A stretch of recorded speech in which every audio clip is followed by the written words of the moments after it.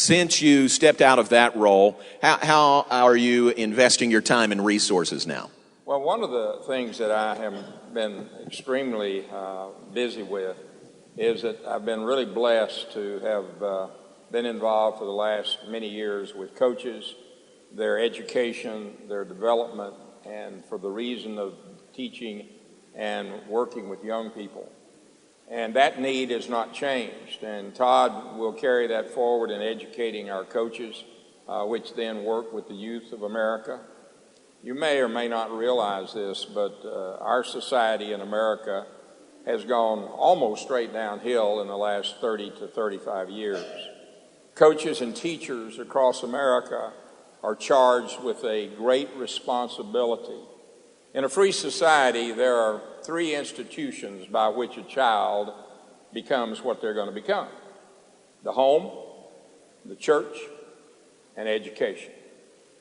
The home across America has failed. Not many of us realize that, but it is a tragic thing that's happened to this country. So many young people, we have 26 million children in America without a daddy. There's a huge number of individual homes, in the millions, that are dysfunctional. They may have a male in the house, but he's no role model. We might have a male in the house that beats their children. They grow up not understanding any other way of life. They try to move into our society and become what God intends them to become, and they do something wrong, and they're punished for what they never knew existed. So that's one of the things that I'm heavily involved in. Right now I've been doing curriculums for youth association coaches. There are 400,000 of them in America today. We have completed a curriculum that will, for this year, be a part of 150,000 youth coaches criteria for the certification to coach. Next year, there'll be 400,000. What I was doing in the mountains, besides enjoying the beauty of the mountains and the cool weather up there, I was writing two more curriculums, one for motivation and one for leadership for these youth coaches, because they deal with the young people of this society. They have to become mentors, father figures. They have to know themselves then what they haven't been taught. And so that's where we have the great opportunity and the responsibility. Todd and the AFCA work directly with the youth associations, and I'm happy to be able to provide this information out of some of the books that I've written. And so I'm very happy that we're moving in that direction, because these young people have only one place to learn, most of them, and that's in education. And so therefore educators must be educated how to deal with them. We can't just discard children. We have to, as individuals that care about them, nurture them and teach them the right way, because they've never been taught. And so if we just discard them, then what have we done? What have we gained? So it is extremely important for teachers and educators and coaches to look at the total picture of a child and see his background and see where they can help him and change his life or her life. And we're doing that across the country, and hopefully these curriculums will make a difference. I don't think you don't like the word retirement, do you? There's no retirement in you. No, not really. My dad worked till he was 92, so I'm going to try to break his record. That's great. We are all getting to know Coach Grobe and Holly, and we're glad to have them in Waco and at Baylor. You probably know him best of anybody that's here. You've known him for a while. Oh, yeah.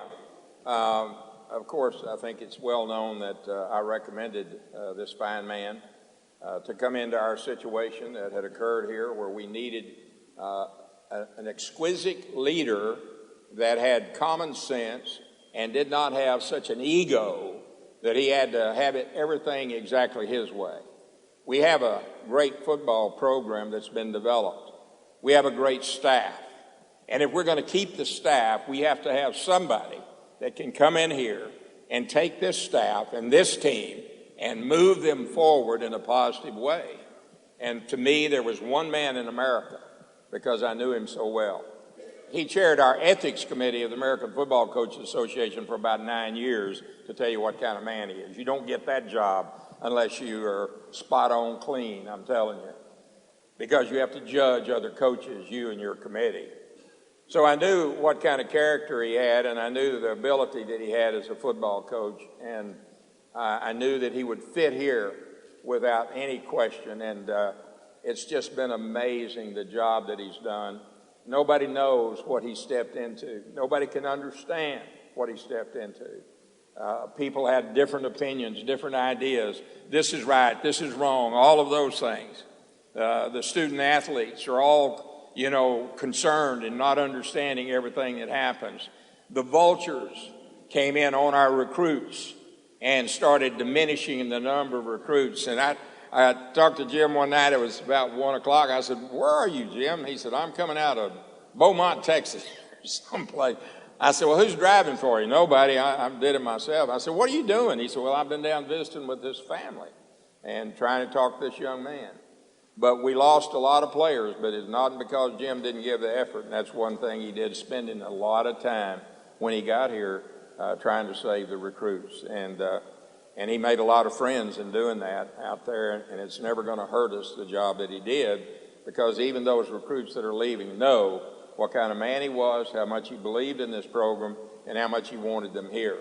One of the things while we're talking about that is that there's fighting with a short stick out there. When you have 69 athletes on scholarship, when everybody else has got 85, you're fighting with a really short stick. You can't have any injuries, and in football, that's just not going to happen. You're going to have injuries.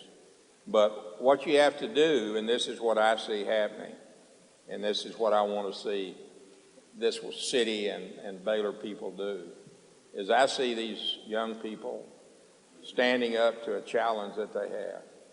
What's happened has happened. There's nothing we can do about what's happened. What we have to do is with what's going to happen in the future. And the ones that can make the difference are the players and the coaches and how they approach this opportunity. And it is an opportunity. Because frankly, folks, we've been slapped around from one end of this country to the other. Everybody's got their opinion. Everybody has something to say about Baylor, our program. But I want to tell you, Baylor hadn't changed one lick. Baylor is Baylor, one of the greatest universities in America. It deserves our support. This team deserves our support. What's happened's happened. We can't do anything about those folks that were here, those folks that were accused, those things that happened, the people that left. They're gone. We're here. So what we have to do as supporters is support this team more than you ever dreamed you could ever support a team.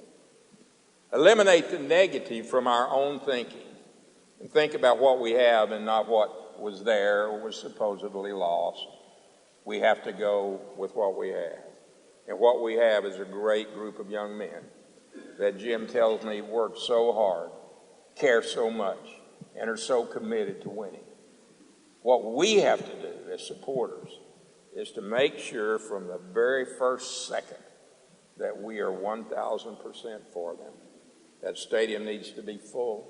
The support needs to be there. People that write need to start writing positive stuff, speaking positive things about these kids that are here. Those that are gone are gone. But these are here, and we need to support them, John.